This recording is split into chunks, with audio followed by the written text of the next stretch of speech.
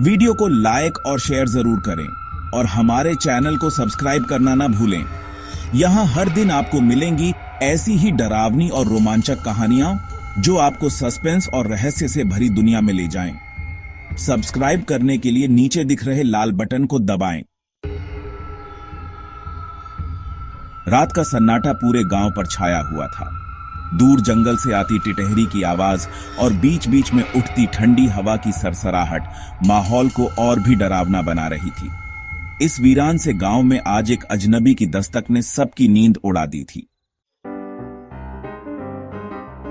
रामेश, गांव का सबसे साहसी युवक, अक्सर ऐसे किस्सों को हंसी में उड़ा देता था, लेकिन आज कुछ अलग था।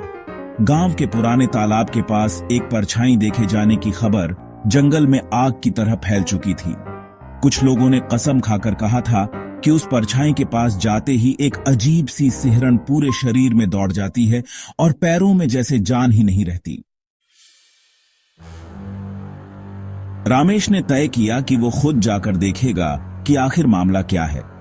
रात के ठीक 12 बजे एक टॉर्च और अपनी जेब में छोटा चाकू लेकर वह तालाब की ओर चल पड़ा।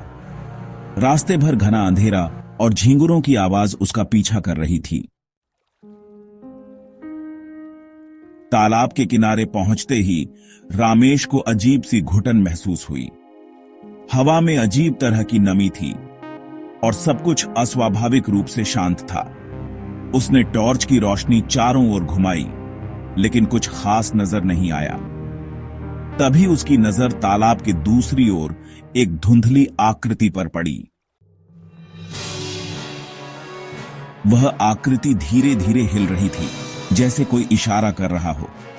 रामेश की दिल की धड़कनें तेज हो गई, लेकिन उसने खुद को संभाला और आगे बढ़ा। जैसे ही वह तालाब के पास पहुंचा, वह आकृति अचानक गायब हो गई। रामेश ने टॉर्च की रोशनी इधर उधर घुमाई, लेकिन कुछ भी नहीं था। अचानक पीछे से एक ठंडी सांस उसकी गर्दन पर महसूस हुई। वह झटके से मुड़ा, लेकिन वहां कोई नहीं था। उसकी सांसें तेज हो गईं। तभी उसे तालाब के पानी में हलचल नजर आई। पानी में हल्की हल्की लहरें उठ रही थीं, जैसे कोई अंदर से बाहर आने की कोशिश कर रहा हो। डर के बावजूद रामेश ने साहस जुटाया और तालाब के किनारे झुककर देखा। पानी के भीतर उसे एक चेहरा नजर आया, आंखें बड़ी बड़ी और सुनी सुनी। रामेश डर के मारे पीछे हट गया, लेकिन उसकी नजरें उस चेहरे से हट नहीं पा रही थीं। वह चेहरा धीरे धीरे ऊपर आ रहा था। रामेश पलटकर भागने ही वाला था कि एक ठंडी आवाज उसके कानों में गूंजी, तुम भी बाकी सबकी तरह भागोगे? आवाज इतनी ठंडी थी कि उसकी रीढ़ की हड्डी में सिहरन दौड़ गई। रामेश ने बिना पीछे देखे दौड़ लगाई, पर उसे महसूस हो रहा था कि कोई उसके पीछे पीछे दौड़ रहा है। वह गांव की ओर भागता रहा, लेकिन उसे रास्ता कुछ अजीब लगने लगा। पेड़ पौधे, झाड़ियां, सब कुछ उसे परिचित होते हुए भी अनजाना लग रहा था।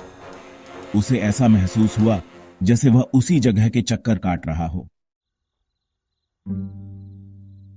तभी सामने उसे एक टूटा फूटा कच्चा मकान नजर आया। जान बचाने के लिए वह उसी में घुस गया। मकान के अंदर घुप अंधेरा था।